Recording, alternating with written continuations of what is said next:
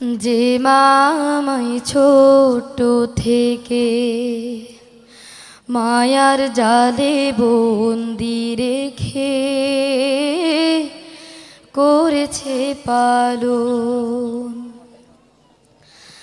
হে প্রভু তুমিও তারে তোমার আরশ ছায়া নিলে করিও লালন, মাকে করিও লালন।